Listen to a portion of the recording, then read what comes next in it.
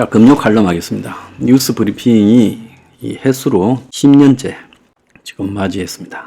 자, 만으로 하면 내년 5월 20일이 10년이지만은 횟수로는 지금 이번 5월 20일이 이제 10년째인데요. 뉴핑이 지난 10년 동안에 걸어온 길, 그리고 앞으로 가야 될 길에 대해서 이야기를 좀 하겠습니다. 10년 동안에 컨텐츠를 한 16,000개 방송을 했어요. 기네스북에 올라갈 만큼 많이 했습니다.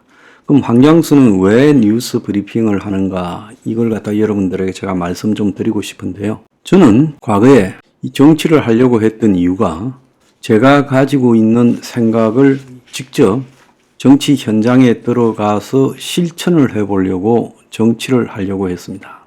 현실 정치에 출마도 해봤고 또 정치를 하려고 했습니다만은 정치판에서 벌어지는 여러 일들을 눈 감고 보지 못해서 정치판에서 사실상 저 같은 성격을 가지면 살아남기가 어렵다. 권력자의 이 비리나 부패를 전부 다 이야기하고 지적하고 잘못을 비판하면 정치판에서 살아남을 수 없지요. 그래서 제가 방송에서 그런 영향력을 유지해야 되겠다라고 생각해서 한때는 2013년, 14년 이럴 때는 방송에 가장 많이 출연한 이 시사 패널이었습니다. 자, 그런데 이제 2015년에 박근혜 정권의 문제들을 좀 비판하자 제 주변에 이상한 일이 좀 많이 벌어지면서요. 제가 방송에서 전부 도태되기 시작했어요. 엄해를 돌리고 난리가 났습니다. 심지어 저 청와대에서 저 출연에 대해서 직접 막는 일들도 벌어졌어요. 그래서 제가 모든 방송에서 다 막혔을 때 2015년 5월에 직접 국민들에게 제가 이 새로운 매체 유튜브를 통해서 만나서 내 할 말을 해야 되겠다. 그때는 유튜브 하는 사람이 별로 없었습니다. 아주 초창기였죠. 그래서 유튜브를 시작했고 시작하고 한 3년 만에 거의 최정상에 올랐습니다. 한국의 탑5 모든 컨텐츠 탑5 안에 올랐지요. 그때만 해도 참 떠들썩했습니다. 지나가면 전부 다 알아보고 그랬습니다. 그리고 그때는 수입도 괜찮았고요. 그리고 영향력도 커서 정치권에서 초청해서 한마디씩 들으려고 줄을 섰습니다.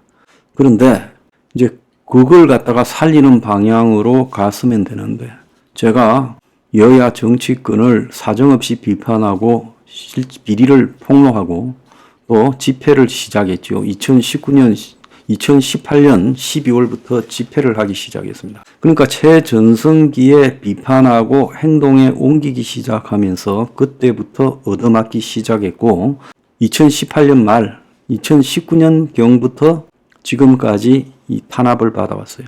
그래서 그 과정에서 유튜브나 유튜브 조회수나 구독자 수, 수입 등은 형편없이 쪼그라들거나 멈춰 있고 대중적인 영향력도 그런 압박의 여파로 많이 줄어들었습니다.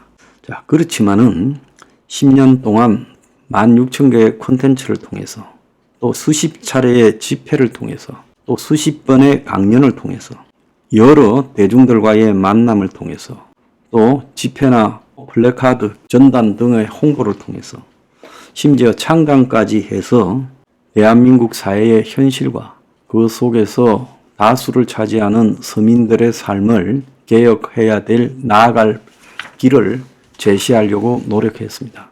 다가오는 이 대한민국의 상황은 뻔한데 거기에서 다수의 서민들이 그나마 안온하게 살 수 있는 그런 길을 어떻게 모색할까 해서 책도 서포 15조라는 책을 냈습니다.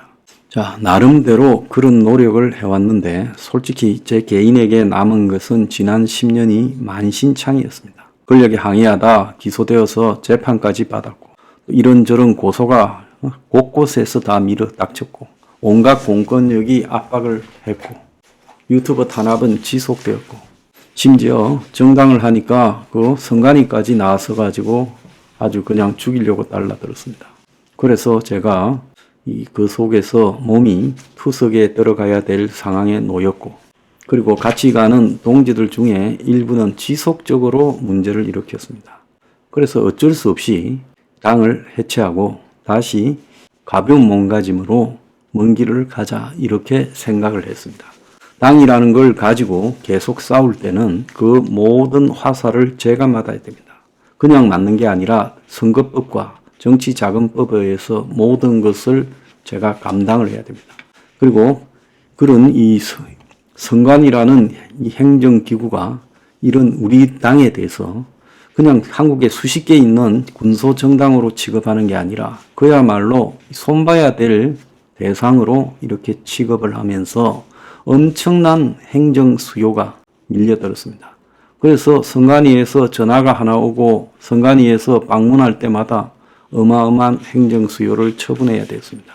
근데 우리 당의 적은 역량으로 그런 일거리에 매몰되고 직원이 선관위에 떨려가고 그리고 제가 선관위에 소환당하고 선관위에서 경고장을 받고 사법처리 우는 경고장이 있습니다. 그래서 이렇게 될 바에야 이것은 결국 개혁을 하기 위해서 거기에 영향력을 끼치기 위해서 내가 정치를 하는 것이 아니라 좀 더 나은 세상을 만드는 불쏘시개로서 그런 강력한 행동단체로서 정당을 만들었는데 그 정당이 그야말로 선거법에 의해서 정치자금법에 의해서 거의 먹잇감이 된답니다. 좀 괜찮은 사람들을 모아보려고 이렇게 당에 영입하면 곧바로 자급이 들어오고 공작이 들어왔습니다. 그러니까 한마디로 이 당을 하는 3년 동안에 한국에서 새로운 일들을 숱하게 했음에도 불구하고 새로운 주장, 새로운 시등을 했음에도 불구하고 단 한 줄도 보도하지 않았습니다. 그래서 이런 모습들을 바라보면서 좀 더 대중성을 가지고 가기 위해서 또 많은 사람에게 알리기 위해서 당을 만들었는데 당을 만든 덕은 하나도 없고 손실만 있었습니다.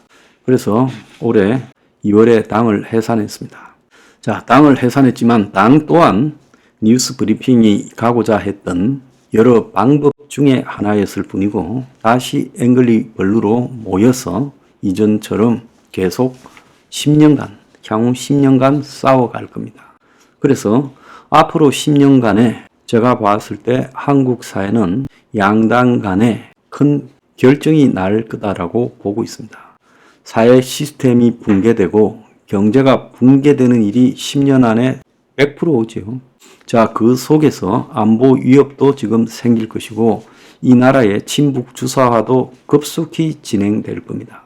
그 속에서 뉴스 브리핑과 앵그리 블루는 새로운 방향을 제시하며 지금 기득권의 앞잡이처럼 돼버린 저 수구 꼴통 보수를 어떤 형태로든지 대안을 가진 대체 세력으로서 국민에게 인정받을 수 있도록 그렇게 만들려고 노력을 하겠습니다. 지금까지 우리가 걸어온 길이 결코 쉽지 않았고 고행의 연속이었습니다. 온갖 탄압과 또 무시와 또 우리를 갖다가 외면하는 이런 속에서 동지들과 이까지 왔습니다. 마치 오징어 게임을 할 때처럼 처음에는 많았는데 한 단계 한 단계를 건널 때마다 이 동지나 이런 사람들이 줄어왔습니다만은 지금 같이 가고 있는 동지들은 그야말로 걸러지고 걸러져서 이제 저와 똑같은 생각을 하는 사람들이라고 생각합니다.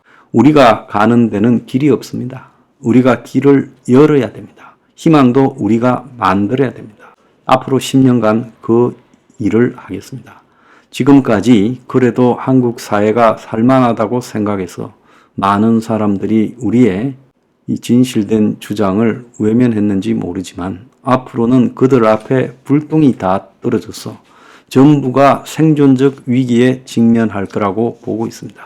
그 속에서 우리의 주장은 좀 더 리얼하게 현실감 있게 다가올 거고 자, 그 속에서 우리는 우리가 가진 서포 15조 5+3 가치를 국민들에게 인식시키도록 노력하겠습니다. 앞으로 갈 길도 어려울 겁니다. 지금 저도 몸이 지난 10년간의 활동으로 만신창이가 됐습니다. 사실 신장 이식을 한 사람은 어디 저 자연인처럼 전원주택에 가서 좀 쉬고 살아야 되는데 10년 동안 정상인보다도 더 열심히 굴러오는 과정에서 몸이 지금 완전히 망가졌습니다. 그래도 다행히 가족 중에 저에게 기회를 주는 사람이 있어 또 또 한 번의 또 신장 이식을 할 기회를 지금 가지고 있습니다. 그래서 9월쯤에 이식 수술을 하고요.